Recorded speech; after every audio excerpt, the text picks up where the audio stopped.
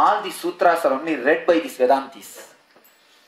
You people, if you have done NSP, you will all undergo the experiences. I speak about all these things. What they speak about this death and what they say that see the Atman in every being. And these Vedantis, they only read. They can never understand.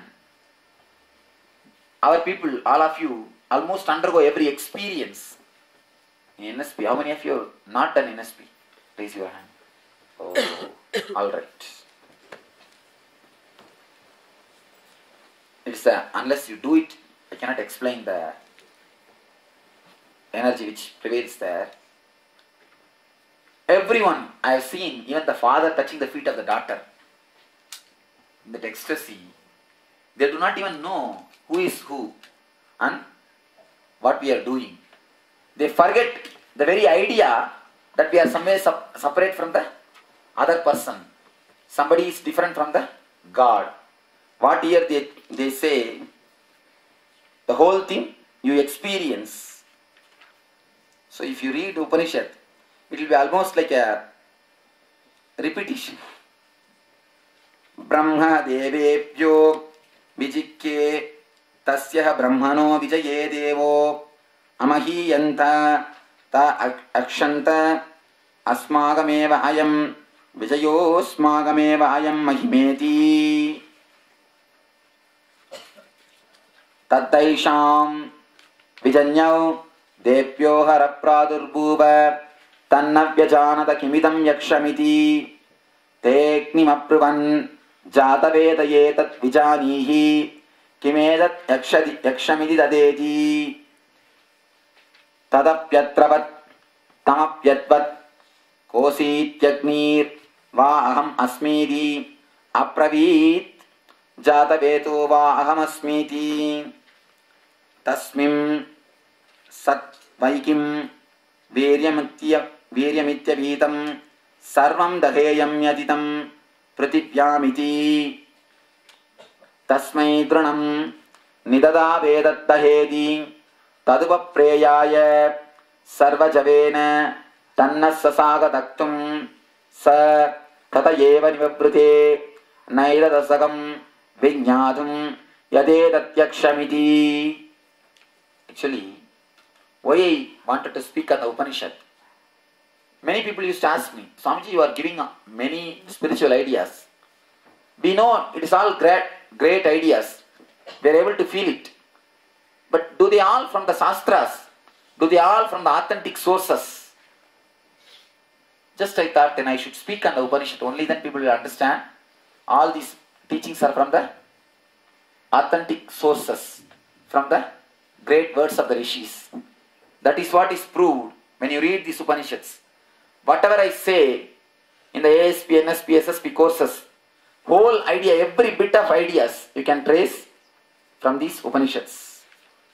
Atavayum apruvanvaya vedat vijanihi kimedat yakshamiti tadeti tadapyatravat tamapyatvat kosi divayurva aham asmiti apravitmata rishvama aham asmiti. The whole small story is given as a sloka. That is why it goes so long. Tasmin spai kim viryamityabhitam sarvamadadiya yaditam prithivyamiti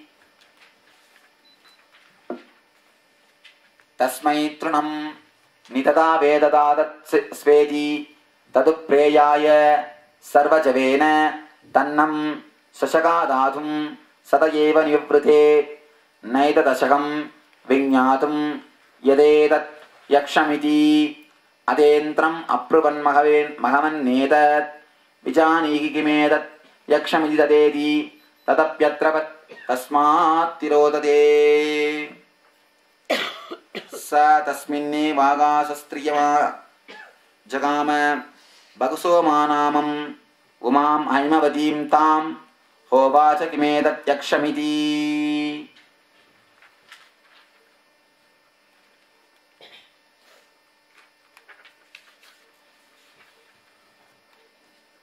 सा ब्रह्मेति होवाच ब्रह्मणो वा एतत् विजये महीयत्वमिति ततो have विदाज्ञकार ब्रह्मेति तस्मात् वायेते देवा आदितरामि वान्यान् देवान् यदग्निर्वायुरिन्द्रस्ते हेन्नत्तिष्ठं पस्पर्शुस्ते हेनत् प्रथमो विदाञ्चकार ब्रह्मेति तस्मात् वा इन्द्रो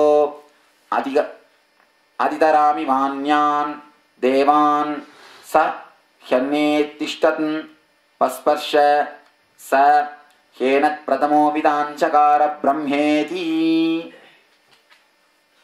तस्यैष आदेशो यदेतत् विद्युतो इति न्यमिमीषता इत्यधिदैवतम् अध्यात्मं यदेतत् गच्छतीव च मनोनेन सैददुमस्मरति अभीक्षणं संकल्प तत्त तत्वनं नाम तत्वनं इत्युपासितव्यं स एतदेवं वेदाभिहैनं सर्वाणि भूतानि संवाञ्छन्ति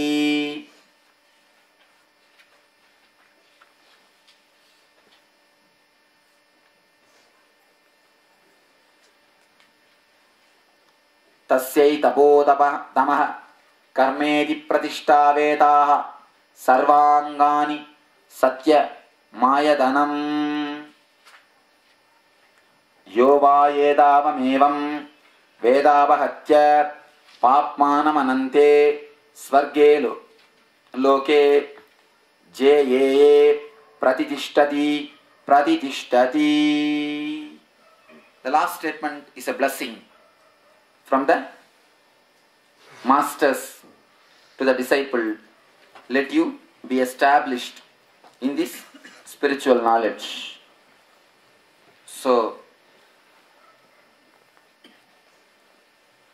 the Upanishad ends with these two Shanti mantras. Om Sahana Bhavatu Sahanau Bhunaktu Saha Viryam Karavavahai Tejasvinavaditamastu ma vidvishavahai. Om Shanti Shanti Shanti. Om Apyayandu mamangani vang pranachakshuh Srotram madobalamindriyani cha Sarvani Sarvam Brahma Upanishadam Maham Brahma Niraguryam Mama Brahma Niragarot Aniragaranamastu Aniragaranam mestu Tadatmani Niradeya Upanishatsu Dharmaste Mayi Sandude Mayi Sandu. Om Shanti Shanti Shanti. I'll give you the gist of the soul Upanishad in few words. First, the rishis are praying. Rishis and disciples are praying. Second, they are praying to have a physical strength, mental strength and spiritual strength. Third thing, they explain the nature of the Brahman. Brahman cannot be known by intellect, which is beyond intellect and mind. The third thing, a small story to prove Brahman is a superior than Vayu, Indra and Agni. The fourth thing, the meditation and Dhamma, self-restraint and the dedicated service. All these three things are the method or the way to reach the spiritual experience. This is the whole gist of this Upanishad. So anybody who wants to have any question, they can have for a few minutes. Next few minutes, we can have any question on this Upanishad. Now I have given you the gist in all the 4 chapters. Gist I have given. You can ask any question. Indra is called mind. Aha, you come to a beautiful subject. Indra is considered as a mind. Agni is considered as a tongue, which continuously asks for eating. Vayu is considered as a sensory pleasure. see in the metaphysical way, you don't even need to understand Indra is somebody else. Indra is your mind, which continuously asks for pleasure. Vayu is your sense, the touch, which continuously asks for sex. And Agni is the tongue, taste, which continuously asks something from the outer world. These three things are not ultimate. In our life, these three things are ultimate. Understand? The story has got a deep metaphysical meaning. The story has got deep metaphysical meaning. Indra does not even have to mean that somebody, some guy who is sitting on that gaja, the four-tusked elephant. No. You, in your own body, your mind is Indra. The sensual pleasure, the sexual pleasure is air, at Vayu. And your taste, tongue is the Agni. Your whole life you can see you spend only for these three guys. Worshipping these three guys only you spend your whole life. Worshipping your taste, yearning for food, and worshipping your comfort, the sensory and the touch and taste, touch pleasure. Working for your comfort and sex. And third, working behind your mind, going behind your mind. Worshipping the Indra. In your whole life, you worship only these three guys. Upanishad says, they three are not Brahman. Brahman is the energy which is beyond these three. The story explained in a metaphysical way.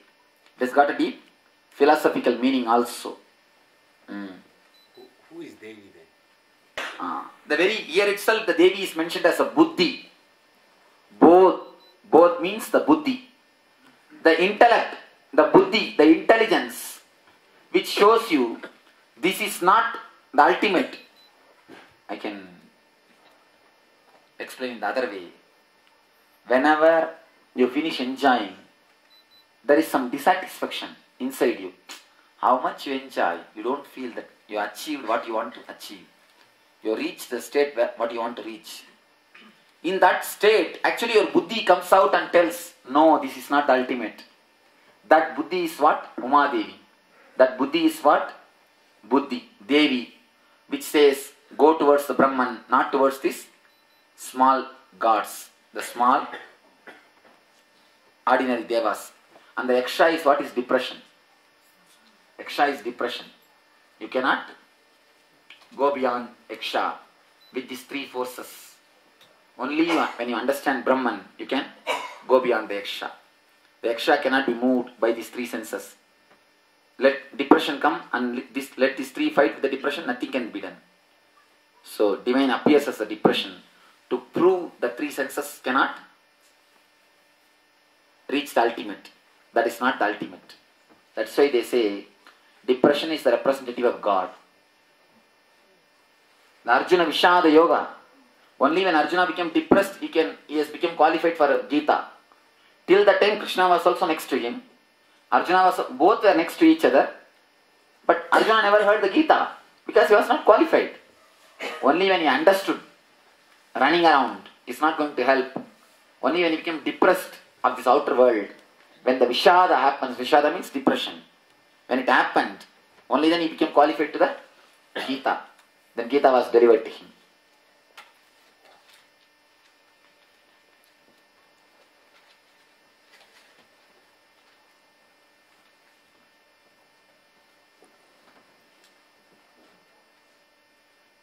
Any other question? Swami, Vishada is necessary to reach the truth. Huh? Vishada, Yaksha is necessary to reach the truth. Two things. Either you yourself should have Vishada and start searching, or the inspiration of the master is enough. If you have the right master, he will not let you rest. He will continuously be screwing you. Even if you feel sleepy, no, sit here, attend the class. He will be continuously, in a way, torturing you, forcing you towards the ultimate. He will be again and again reminding you towards the ultimate. If you have the master, you don't need Vishada. But if you don't have a living master, you need Vishada. Vishada only is the continuous reminder to put you towards the spiritual practice and enlightenment. If you have a living master, then you don't need Vishada because he will take care of that job.